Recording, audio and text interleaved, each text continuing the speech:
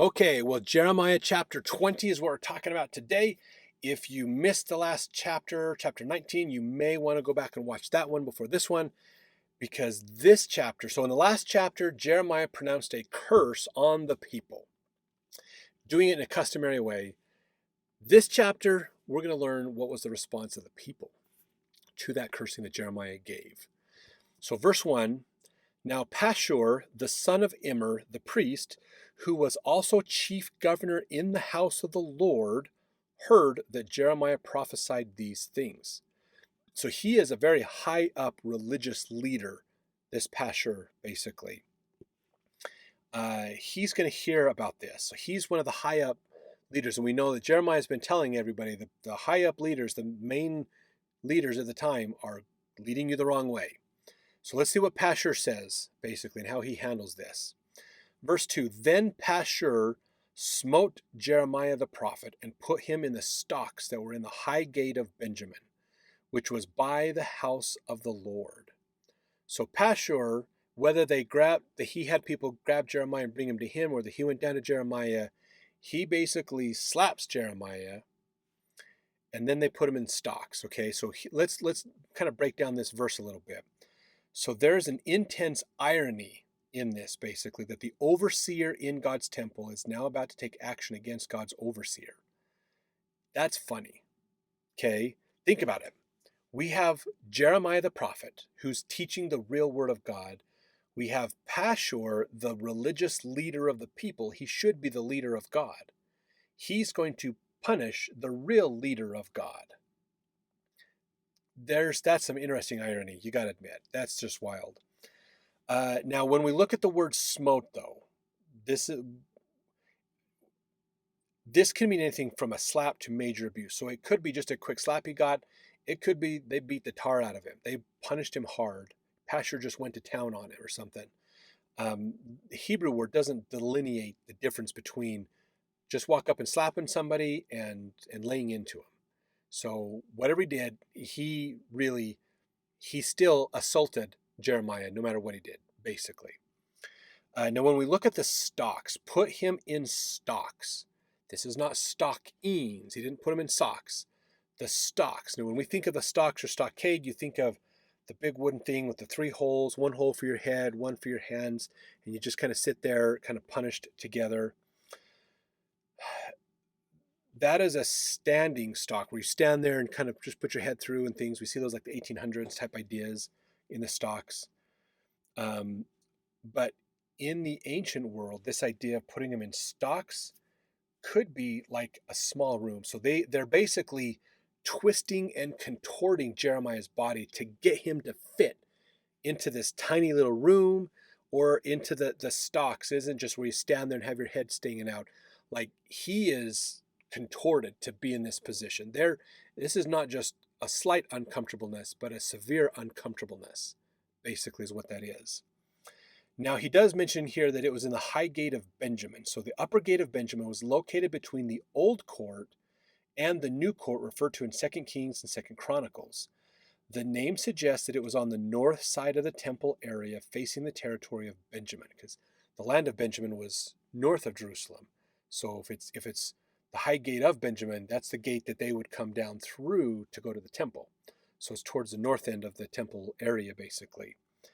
Now, here's the interesting thing. They wanted to make an example of those who teach against the current establishment, to encourage the people not to follow his ideas. That's really what this was about. So Pashhur is trying to make an example of Jeremiah to show everybody, don't follow him, follow me, basically, is what that really comes down to.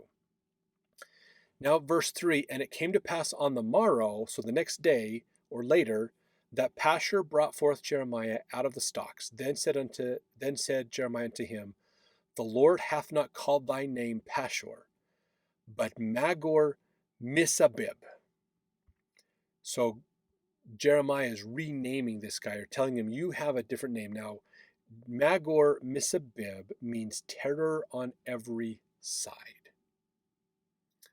Thompson makes a comment about this. He says, Pashhur will not be a temple overseer who metes out punishment to others, but one who will himself suffer the divine judgment when terror surrounds him and the nation. So he's not there he won't be executing judgment against others. Judgment will be executed against him when Babylon comes through, basically. Now, Jeremiah is going to continue talking to Pashhur here, verse 4. For thus saith the Lord, behold, I will make thee a terror to thyself and to all thy friends, and they shall fall by the sword of their enemies, and thine eyes shall behold it.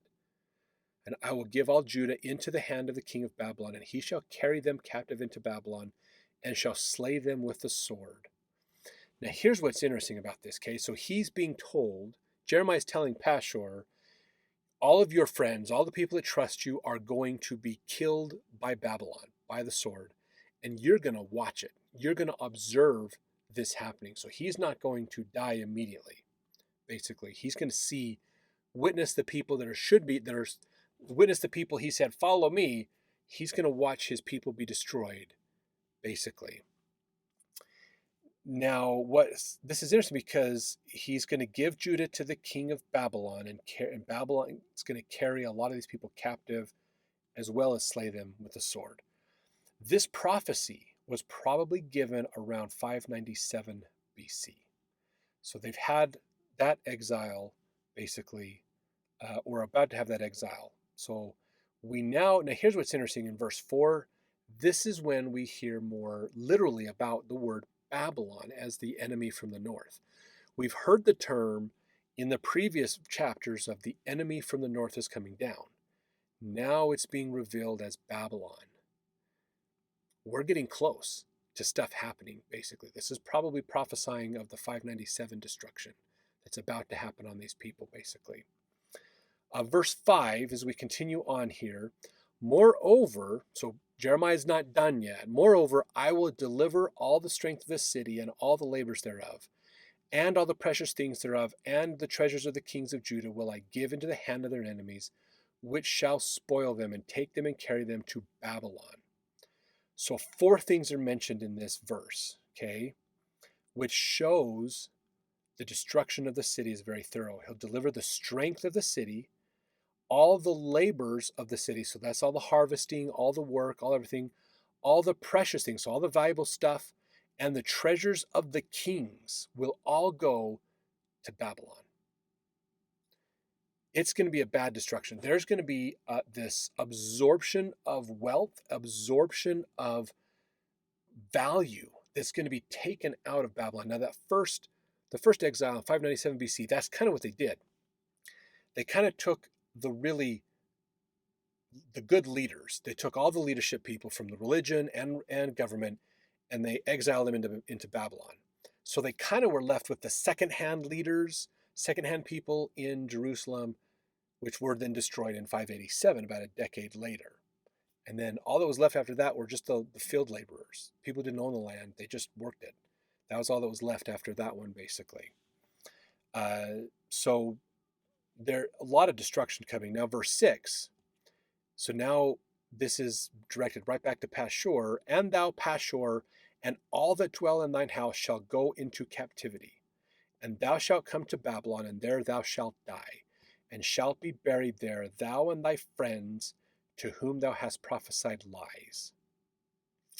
So this tells us there's a good chance that Pashhur was one of these prophets, the false prophets, that were telling the people, don't worry, prosperity is coming, you're okay, it's all going to be fine, God will bless us and support us and take care of us, we don't have anything to worry about.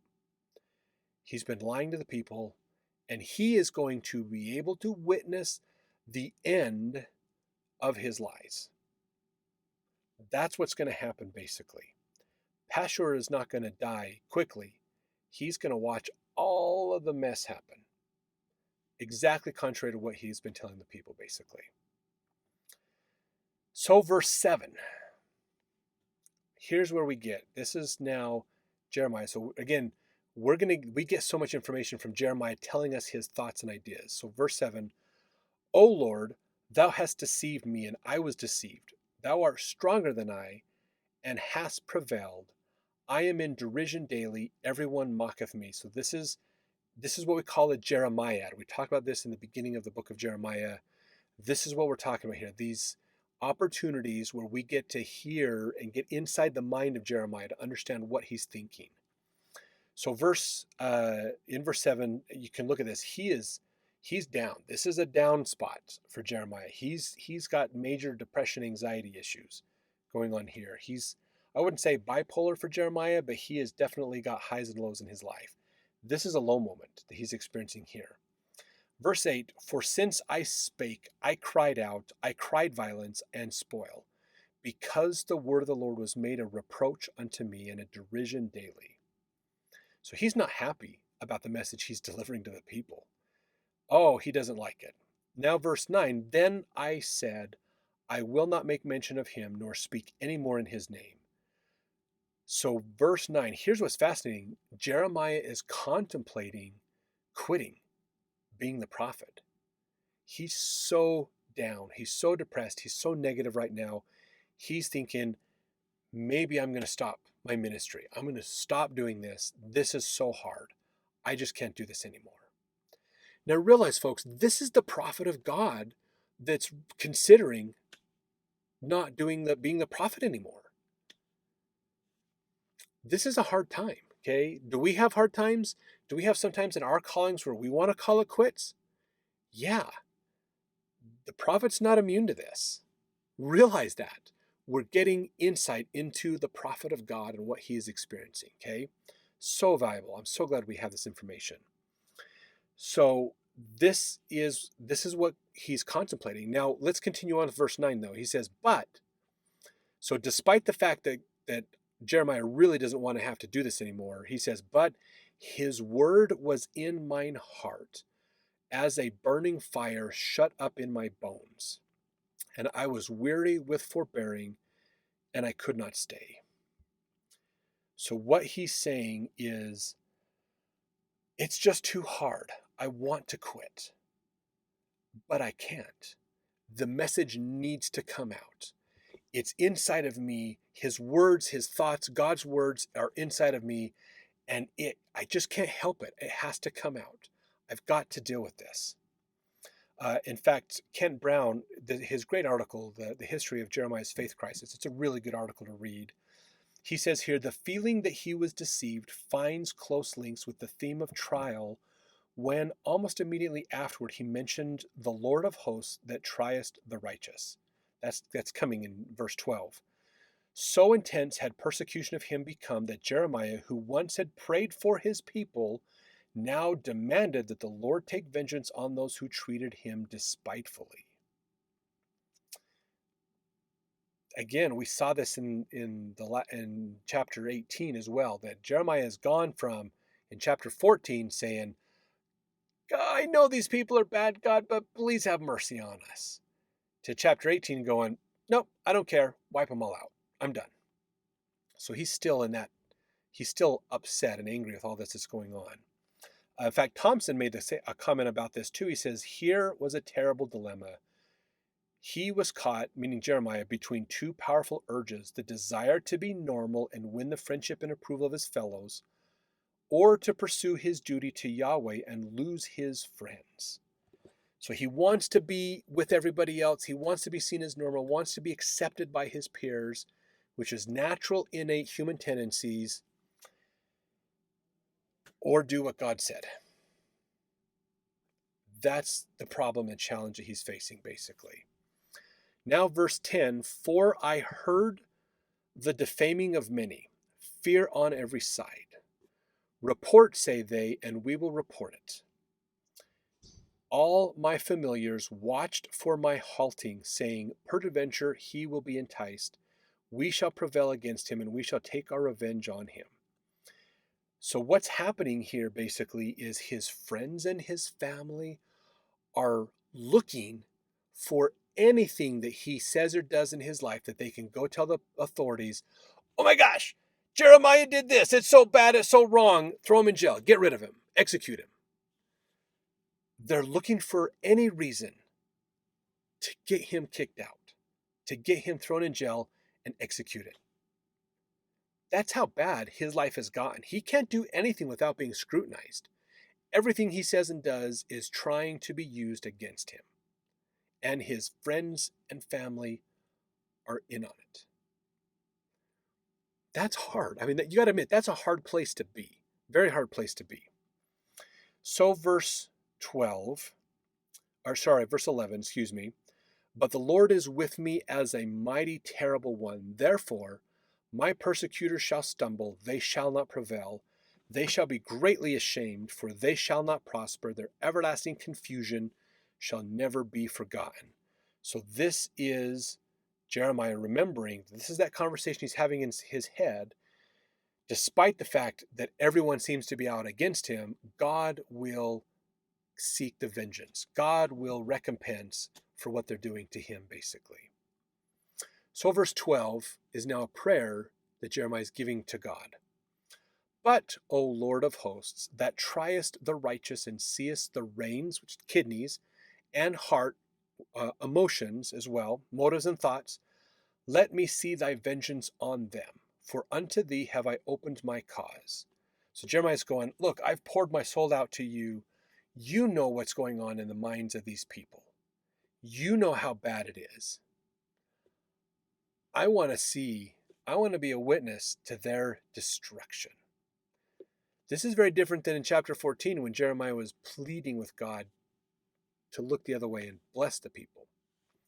Verse 13, sing unto the Lord, praise ye the Lord, for he hath delivered the soul of the poor from the hand of the evildoer. So that we could think of poor in spirit in this idea of people are downtrodden the righteous people so the wickedness can prevail.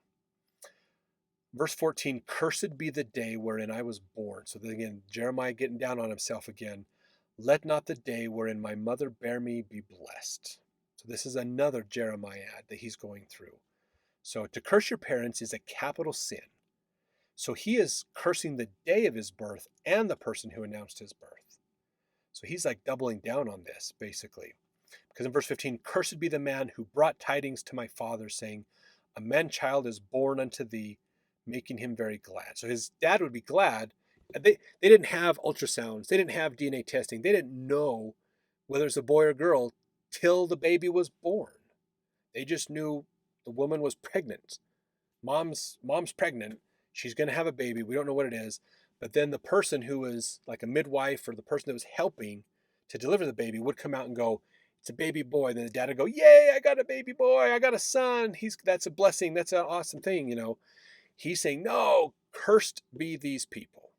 Cursed all of the people involved in my birth, in everything about me coming into this life. So verse 16, let that man be as the cities which the Lord overthrew and repented not.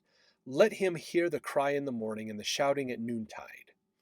Because he slew me not from the womb, or that my mother might have been my grave, that and her womb be always great with me. Wherefore came I forth out of the womb to see labor and sorrow, that my days should be consumed with shame. It's more of a question statement. Man, he's really down on himself. It's interesting, too. Jeremiah's wanting to be aborted or be a stillborn baby. He's going, whoever even delivered me, you should have killed me either right after I was born or aborted me. He wanted to be an aborted baby, basically. His call to be a prophet came while he was in the womb. If you remember from the beginning of the book of Jeremiah, there's that discussion that he was called before he was born. His call came from the womb. He's cursing being from the womb. So this would mean he wishes he had been killed before he had been called as a prophet. Man, this is depression. This is some major depression that Jeremiah is experiencing. This is the prophet of God suffering and experiencing major depression. Hold out hope in your life. If Jeremiah can overcome these mental challenges he's facing, the rest of us can too. And I'm sure there's a good chance if we got any more information, because like I said, Jeremiah is giving us information about what he's thinking. We rarely ever see that in any of the other prophets. We just hear about what they were told by God and what they told the people and how the people responded, kind of a thing. But we don't get into the mind of the prophet. I'm sure most of the prophets, Isaiah, Abraham, Joseph, Jacob, Moses, these prophets probably felt some similar ideas as Jeremiah. So that's hope for us. If the prophet, the person who is the personal representative of God, can have doubts and challenges, we can too. We can be okay in knowing that if we keep seeking God, He will help us as well. That's the key, though. If we just get in our wallow and we stay there and don't try to seek God's help, that's the problem. You need to be seeking God's help in your life. That'll help you tremendously in coming to God more and having Him help you more in your life.